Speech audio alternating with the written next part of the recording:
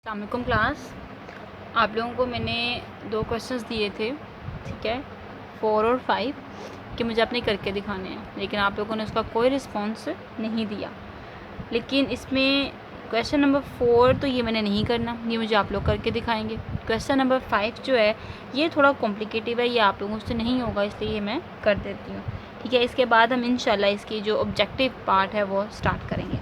चलिए सबसे पहले आप क्वेश्चन देख लें, क्या लिखा हुआ है, थोड़ा करीब कर लेते हैं इससे। हाँ, कमेंस बिजनेस विद कैश ₹1,00,000, ठीक है। अब हमने क्या करना है, बिज़नेस जो है वो हम स्टार्ट कर रहे हैं, तो हम क्या करेंगे, एंट्री उसकी कैश डेबिट और कैपिटल क्रेडिट, ठीक है। ये साइड डेबिट और ये साइड क्रेडिट। कैश में हमारे पास आ जाएगा 1,00,000,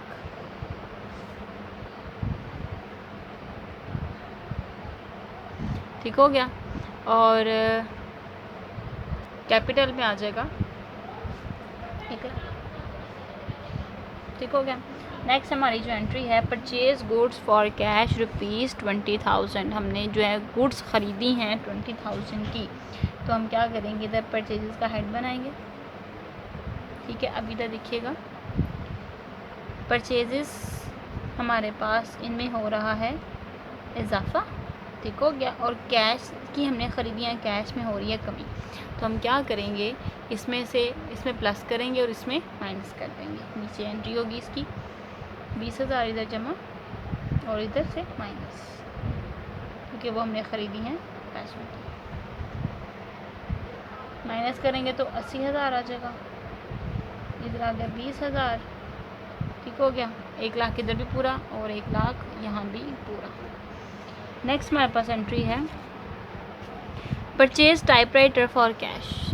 टाइपराइटर हमने ख़रीदा है कैश का, पैसों का, ठीक हो गया। तो हम हेडिंग देंगे टाइपराइटर की,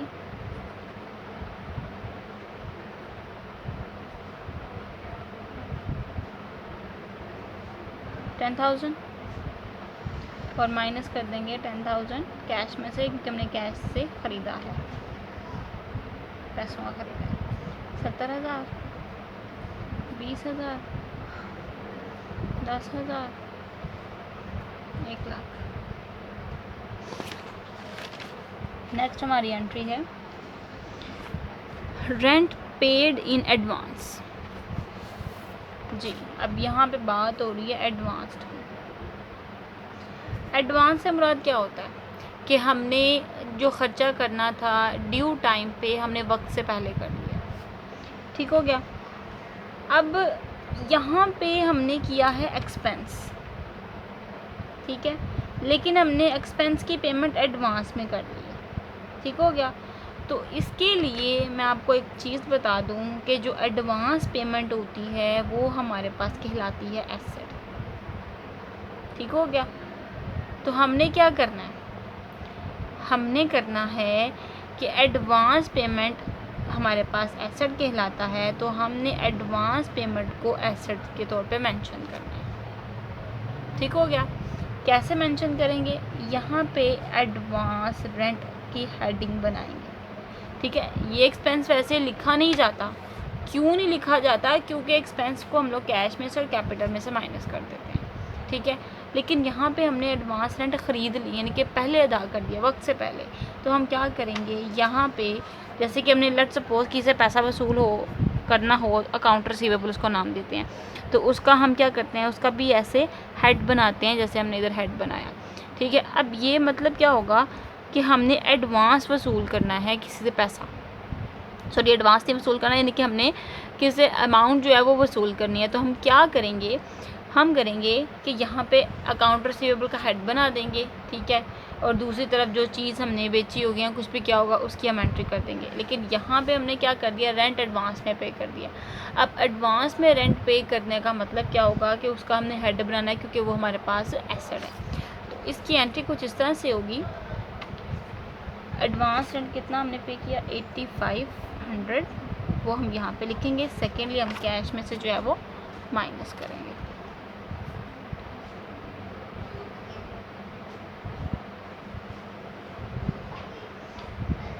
जी। अब इसको कैलकुलेट कर लेते हैं।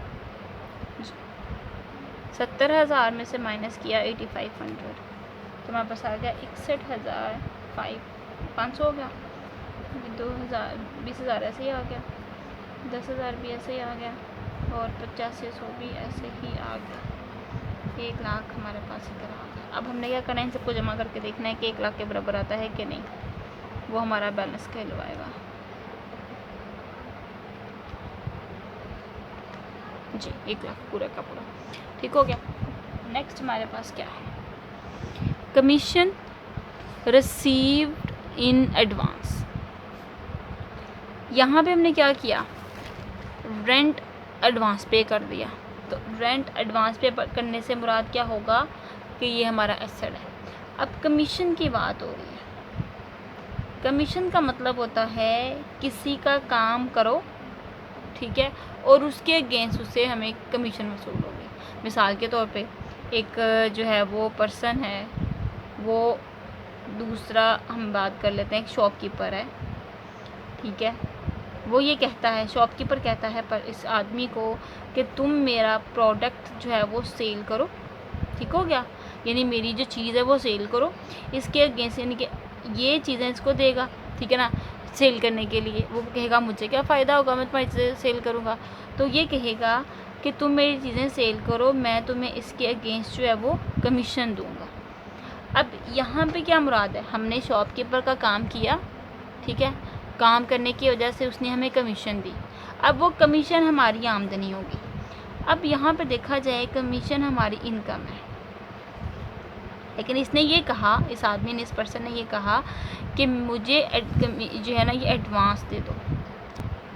एडवांस जो है कमीशन ले लिया इसने, यानी इसने क्या किया, इसने कहा कि मैं तुम्हारा काम जो है वो बाद में जो है वो कर देता हूँ, ठीक है, पहले तुम मुझे मेरी रकम दे दो। अब इसका मतलब क्या हुआ कि हमने वो काम अभी नहीं किया।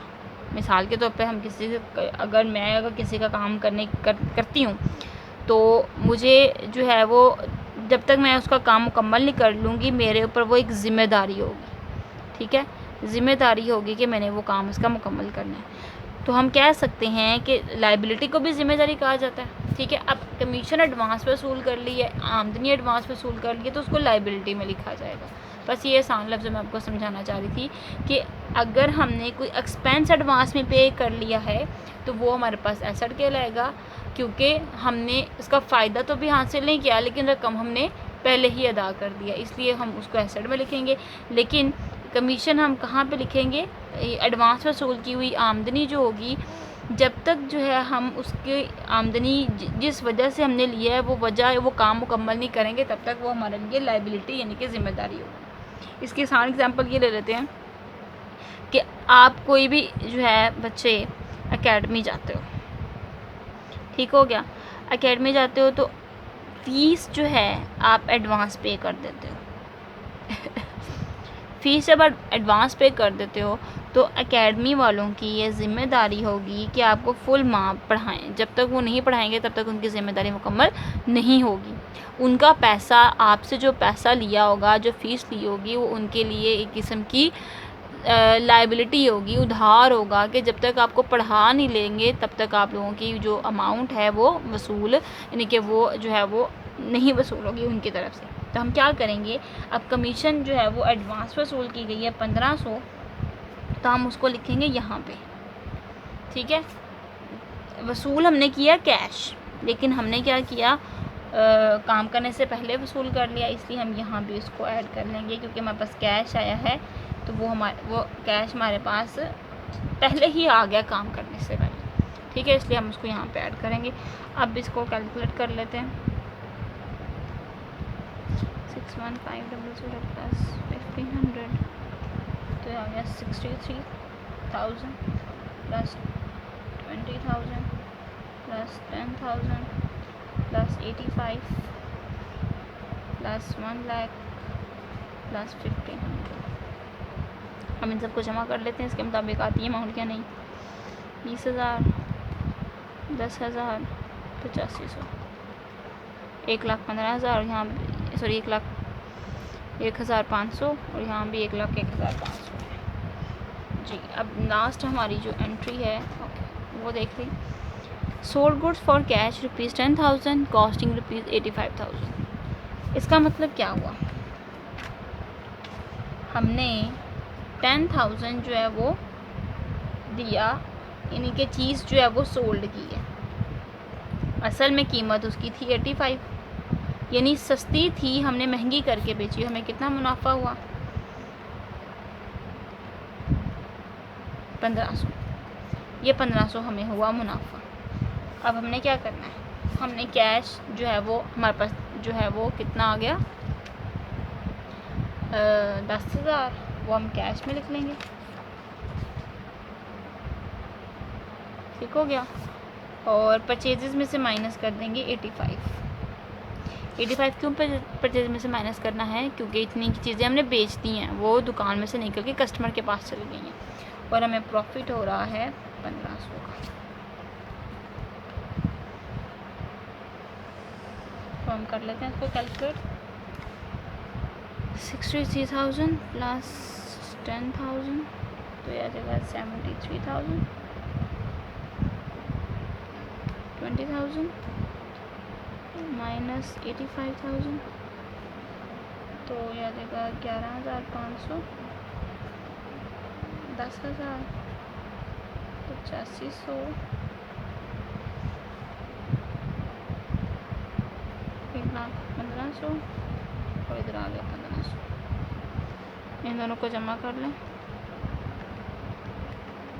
तो ये भी आ गया 1,03,000। यहाँ भी जमा कर लेते हैं,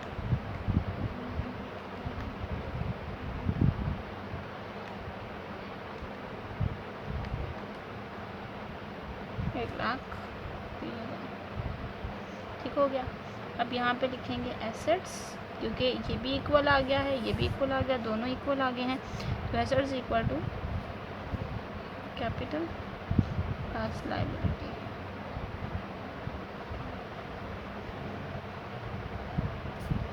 ठीक है, ये हमारा हो गया आंसर। इसकी अब कुछ ज़रा डेफिनेशन देख लेते हैं हम लोग जी। तो क्लास ये जो डेफिनेशंस मैंने आपको जो पहले करवाई थी उसमें ये हम पढ़ चुके हैं।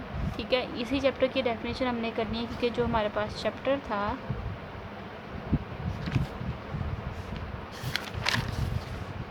जी, चैप्टर नंबर 1 और चैप्टर नंबर 2 जब मैंने आपको पढ़ाया था, तो ये चैप्टर नंबर 2 के मैंने क्वेश्चन अब करवाए हैं, लेकिन ये डेफिनेशन जो मैंने आपको ये करवानी है ये पहले भी करवा चुकी हूँ।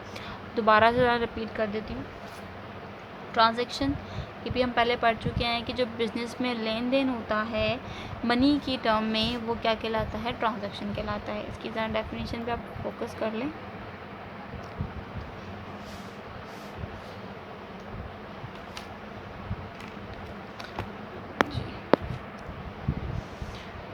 अ business event which can be measured in term of money, यानी कोई भी बिजनेस का काम जो कि मैयर होता है मनी में, उसको क्या कहा जाएगा, money, and which the must be record in the books of account, जो कि बुक्स ऑफ अकाउंट में रिकॉर्ड किया जाता है, इज़ कॉल्ड ट्रांजैक्शन, वो ट्रांजैक्शन कहलाती है। कैश ट्रांजैक्शन से मुराद ये होता है कि वो वाली ट्रांजैक्शन जो पैसों के साथ की जाती है।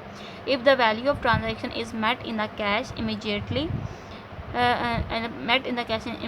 it is called cash transaction. For example, furniture bought for cash. ठीक है, यानी कि कैश ट्रांजैक्शन वो होती है जिसमें पैसे जो है वो हमें ट्रांजैक्शन के दौरान मिल जाते हैं। मिसाल के तौर पर हम दुकानदार के पास चीज़ लेने के लिए गए हैं, हमने उसी वक्त उसको पेमेंट कर दी है। ठीक है, मेट इन कैश की पेमेंट उसी वक्त कर दी है, तो वो हमारे पास क्या कहलाएगी, कैश ट्रांजैक्शन। क्रेडिट ट्रांजैक्शन से क्या मुराद होगा, जो कि हमने ट्रांजैक्शन की है लेकिन is not met cash immediately. यहाँ पे बस हम नोट जो है वो ऐड कर लेंगे तो हमारे पास जो है वो क्रेडिट ट्रांजैक्शन के लाएगा। इसका मतलब क्या हुआ कि हमने कैश चीज़ ख़रीद लिया लेकिन पेमेंट उसकी बाद में की है या उसी वक्त नहीं की। External transaction, a transaction taking place with the outside person of organisation is called external transaction. For example, machine purchase from Khalid Brothers.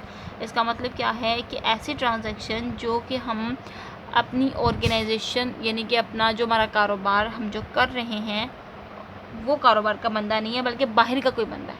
ठीक है, तो वो हमारे पास क्या कहलाएगा, हमारे पास वो एक्सटर्नल ट्रांजैक्शन कहलाएगी कि हमने कहीं से चीज़ खरीदी है तो किसी बाहर के बंदे से ख़रीदी है। इसकी आसान एग्जांपल मैं देती हूँ कि कॉलेज में अगर आप यूनिफॉर्म ख़रीदते हो तो वो आपकी इंटरनल ट्रांजैक्शन कहलाएगी क्योंकि आपने ऑर्गेनाइजेशन से ही ख़रीदी है।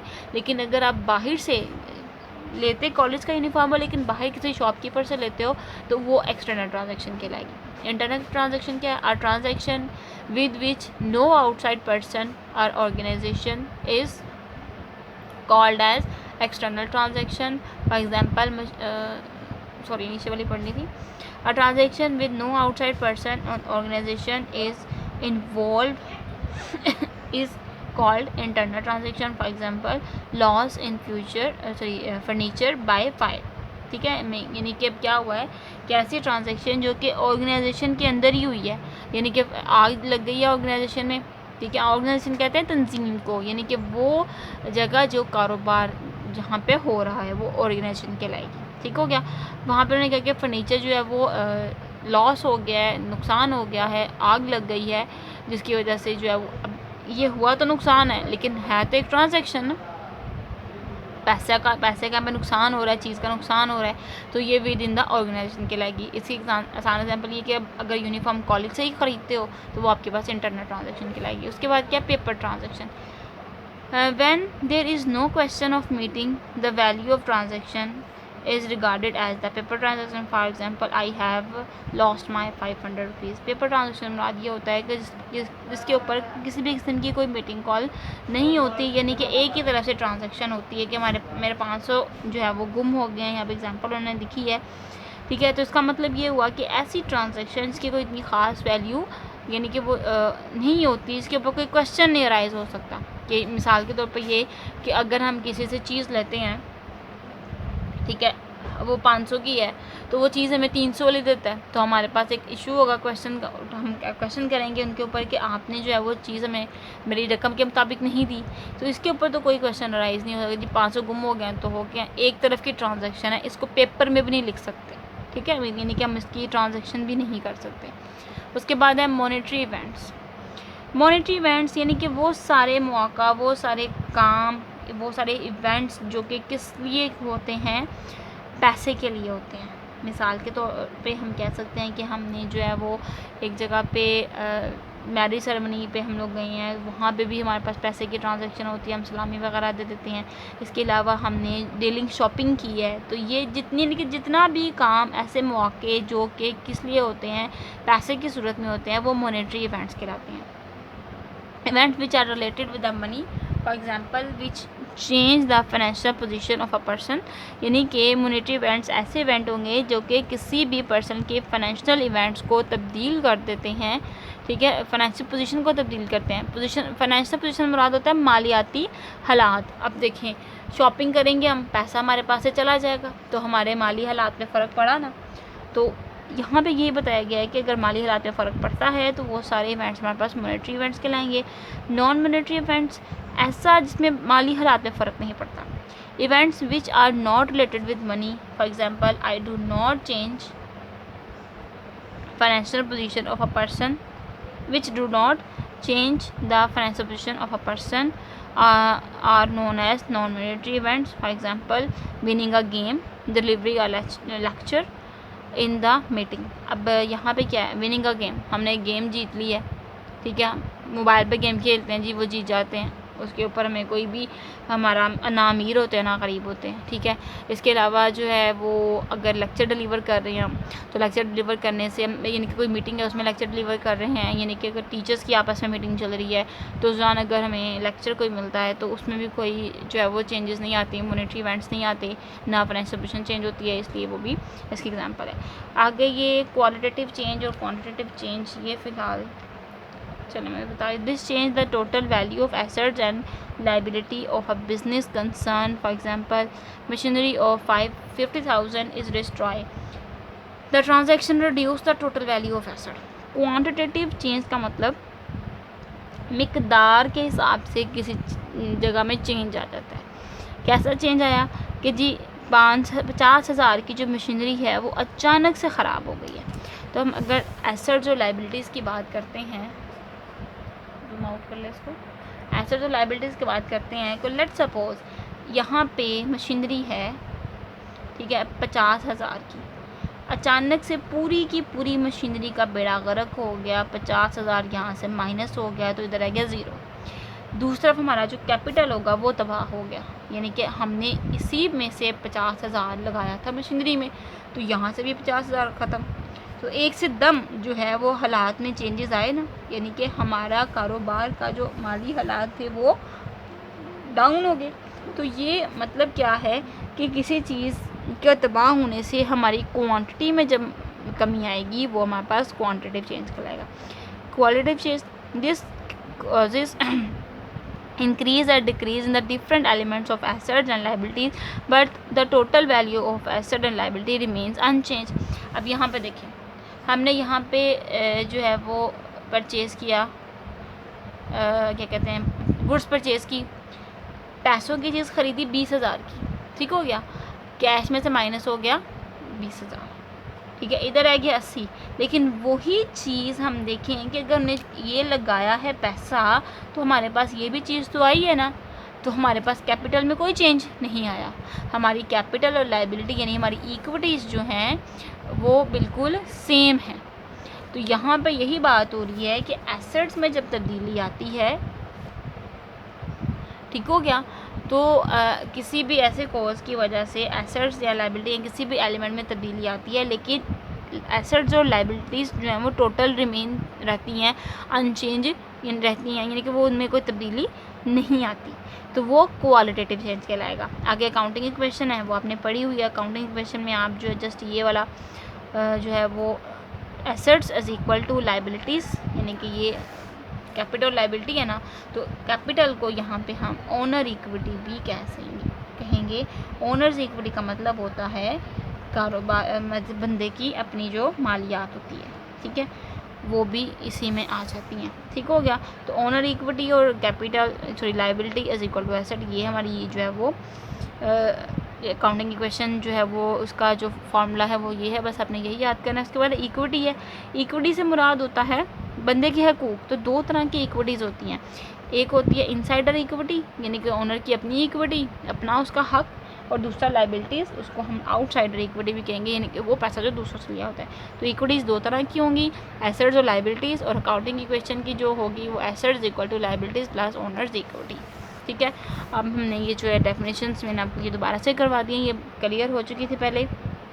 इंशाल्लाह नेक्स्ट हम इसके एमसीक्यूज़ करेंगे, फिर हमारा ये चैप्टर वाइंड अप हो जाएगा। तब अब अल्लाह हाफ़िज़।